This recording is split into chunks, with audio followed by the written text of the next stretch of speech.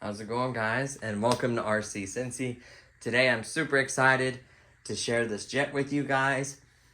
So I picked this up at a local swap meet. I couldn't believe it, but it was there. They have some really nice new stuff. It was at the Dayton one. They had cars, planes, boats, helicopters, you name it. I actually wanted this, walked up to the booth. I guess he had someone watching the booth. The guy wasn't there. I did a couple laps. Finally, he showed up. There were other two guys asking about it as well. So I was fortunate enough to get it. He had like a $300 sticker on there. I talked him down to $275, which I think is a fair price considering this is $499 plus tax. So it's quite a bit. And then of course, I already had a receiver. It is the PMP, so you're gonna need to drop in your own receiver, provide your own battery and transmitter, of course, and charger. So I had everything else, and this is a really, really nice jet. So this is the Freewing PJ50 PJ50. It is a twin 70 millimeter jet. Uses 2100 kV motors, in runners, 60 amp ESCs, and an 8 amp BC. Has a really nice flight controller that everything kind of plugs into for all the lights and everything. You know, really nice landing gear. Of course, it has lights as well. So really, really nice jet. What I'll do really quickly is I'll turn on lights for you guys and then we'll kind of take a tour. Quickly, some other specs. This is a 1700 millimeter wingspan, and it's actually longer. It's 1730 length. So it's 1730 millimeters long. So it is longer than it has wingspan. Still, it's like 60 something inches. So it's relatively large still. You are most likely gonna have to break this down unless you have like a trailer or a big truck. There it goes. It does this little jig with the AX3X. Make sure everything is working, turned on. So what else? I do believe, really quickly, I want to read a couple other specs, which is interesting to me. EPO, of course. It is the 12 blade fans for each motor. I mentioned this. It does use 9 gram digital metal geared servos, of course. It can handle between 4,000 and 6,000 S, 35C minimum. Instructions were fairly easy. I'm happy that he did include that as well. The only thing that was missing is the 2 carbon fiber spars. At first I kind of panicked, but then I realized Freewing has a great variety of spare parts. I went right to the website and ordered the carbon fiber spar kit. It's like $5.99. I paid a few bucks for shipping, and it should get here in a few days. So I'm really happy about that. That was one of the reasons why a lot of folks go with the Freewing version, the PJ50 instead of the X-Fly J65. Is there's a lot more parts availability for the Freewing, and supposedly this outperforms the X-Fly version. They're very similar. The other one just has a gray paint scheme. This has more like a blue paint scheme. It does, even though it does have some gray back there towards the back. Actually, it's blue with a gray pinstripe actually on the side of it. So a little bit different paint schemes, but they're both beautiful. They're both large jets. I'm not saying if you have the other one, you went wrong or anything, but just in my case, it just worked out better. So those will come soon. So let me take you on a quick tour, and then I'll show you the inside, of course. So on the outside, it's just beautiful painted fuselage, EPO, of course. You can see the pinstripes. That looks really nice. it being white foam like this, any little mark from moving it or like, you know, hanger rash is gonna really show on this. That's the only bummer.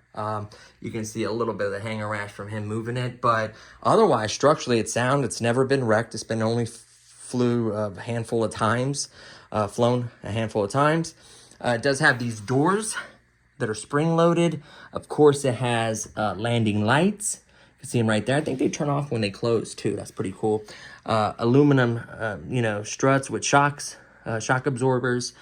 Same thing for the back. You can see the little door skirt right there on the wings. So when it closes up, kind of covers up those shafts. Of course, lights on either side of the plane towards the back.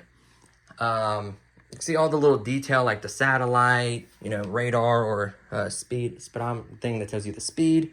I forget what it's called, technical term. Beautiful lights, obviously green on the passenger side, red on the driver's side, I guess you would say, or it's like starboard and port, whatever sides. Double flashing for the wing on both sides. Strobing or flashing, whatever you want to call it. These is where the twin 70s are housed. 2100 kV, I may have mentioned that. Of course, really powerful 12 blade props in there. Has some silver outlining. Kind of see the motors a little bit right there, or the blades. Again, more little details here and there. This looks really, really nice. See where it says Freewing on it. Paint scheme, I think, looks really, really good on it. There's the single flashing, not a double like the wing, but single flashing for the tail. And of course, the marker light underneath. Really, really beautiful. Really good shape too. Definitely. These are, I don't know if these are supposed to come off or not. I don't know if they're glued or not. On this one, they may be glued. So that's not a big deal because I'm going to have to take the wings off to transport it anyways. You do get flaps as well, which I'll show you guys.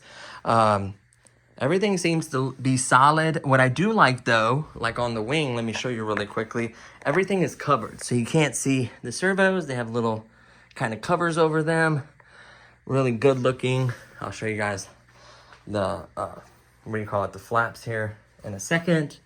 There's the underneath there with that light. Just really the wheels tuck in there nicely. Of course, 6 wheels. Sorry, that's the timer for inactivity. That's my bad. So let me show you the flaps really quickly. There's landing and then takeoff. So really, really nice. Of course, you could put a delay or whatever else you like and make it a little slower for more scale if you'd like. You also have the gear, which I'm not going to do right now, the way it's sitting. What else do I have? Rates. I have my 100, 80, and 60. A couple other adjustments that I may do at the field. I still have to mark my CG. It should be 200 from the leading edge. It should be 247 millimeters back. So I don't know if like one of these stickers or window things or if one of these line up. I'll see. I really don't want to make a mark there, to be honest with you. I don't want to like mark it up. Being white, it'll show very easily.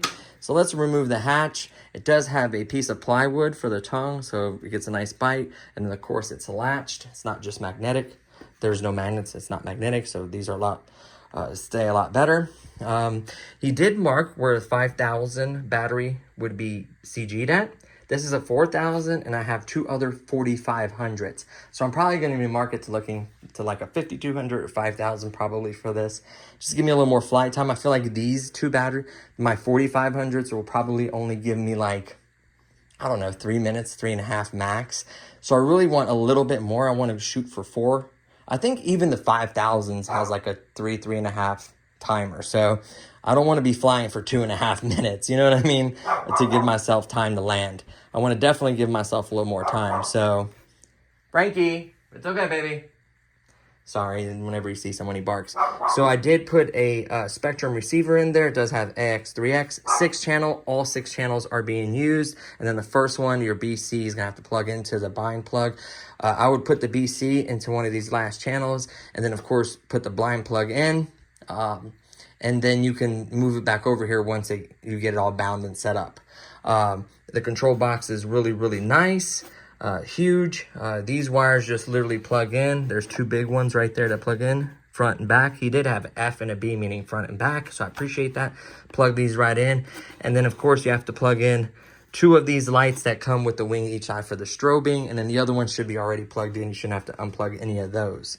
Of course, there's a BC back here, kind of hidden, right back there. You can see all the wires. It looks like a lot, but the only ones you really should have to mainly plug up is these ones. Most of these should be honestly plugged up, besides, like I said, the 2 wing ones, which are the double strobing.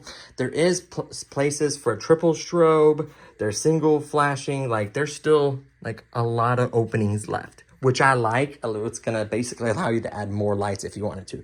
I'm pretty sure these landing lights turn off when the gear go up. I'm almost positive on that, because I've had this plane plugged up and then with the gear up and I didn't see those lights. So that's really cool. It should, at least from what I could tell.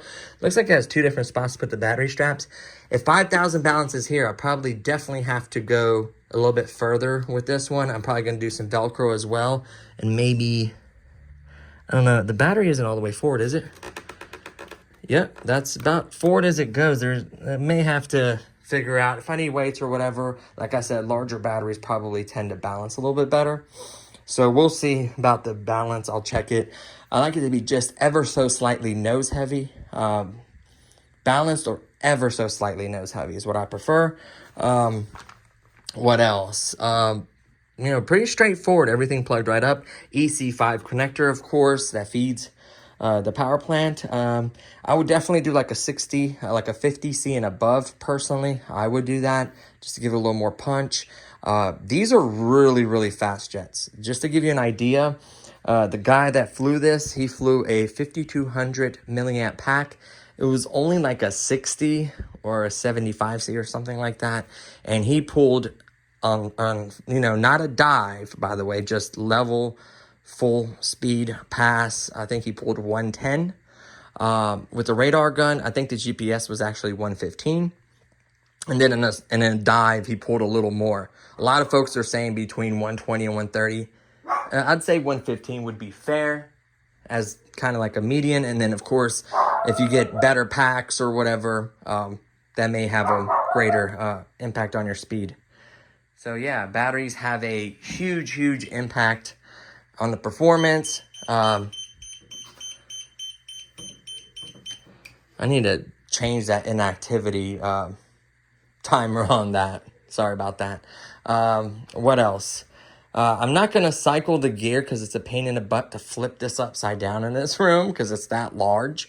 You know, it's 60-something inches. It's huge. It's a big wingspan.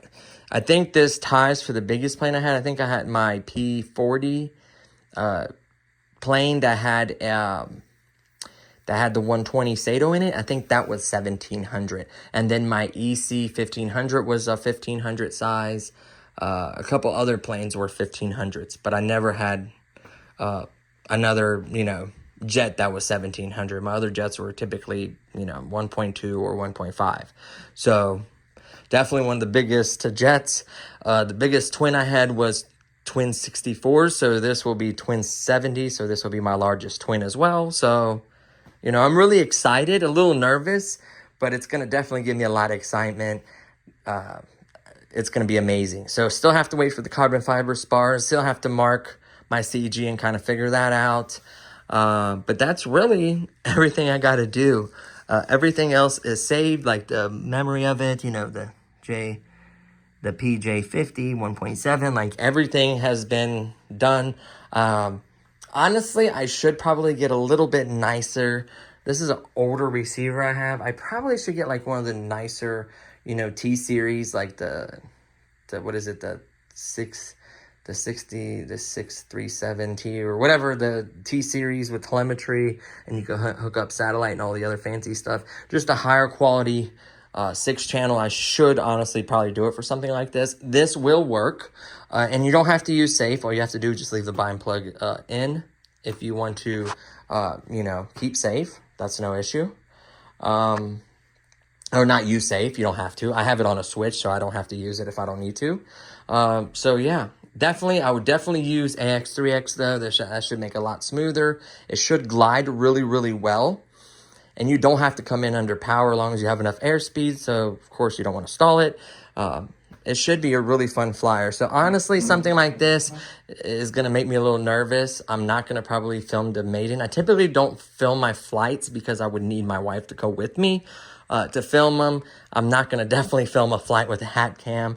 I'm never going to keep up with it. I could barely keep up with a car, let alone an airplane. Maybe I get one of the guys to start filming stuff up there, or just bring my wife with me. One of the two would be the way to do it. So, yay, my wife is home. But yeah, so that'd be the only way I'd really be able to film something like this. I would definitely have to keep both hands on a transmitter and focus. That's one of my issues. I tend to talk a little bit and then I get sidetracked. So that's something you don't want to do with a jet like this. So I think that covers everything. I'm really, really happy with it. I think I got an amazing deal on it. Definitely loving it. I had to get rid of a couple planes just because I'm running out of room. They're older, beat up, you know, I need to get rid of them anyway, so it doesn't bother me none. And just really happy to add this to the collection. So, you know, very, very smooth. Plenty of travel, very, very smooth. You see the elevator right there. You can see the ailerons, flaps, rudder. Oh, I just noticed the rudder is backwards. I just have to reverse it. No big deal. That's just the setup I had before. So the steering does work as well. I just have to reverse that. I'm glad I caught that. I always check my controls, surfaces, and controls before I fly anyways. That's something I would have caught regardless. So yeah, I think that's everything that I want to share with you guys about this. It's just an incredible, incredible jet. Otherwise, I probably wouldn't have spent that kind of... I mean, I've bought a few expensive planes, but just, you know, $500 for a foam jet is, not to mention your receiver and everything else you have to put in it. It's a lot, honestly. I'm not saying it's not worth it. It's just a lot of money. I was just fortunate enough to get it this way. So I think it's in great condition. I love it. And I'll give you guys an update later on after the maiden and how I feel about it. You know, how it performed, what I like, what I don't like about it. It should be a great flyer. So yeah, excited. So stay tuned for any other videos on this. We'll see. I appreciate you guys watching, and I'll see you guys in the next one. Peace.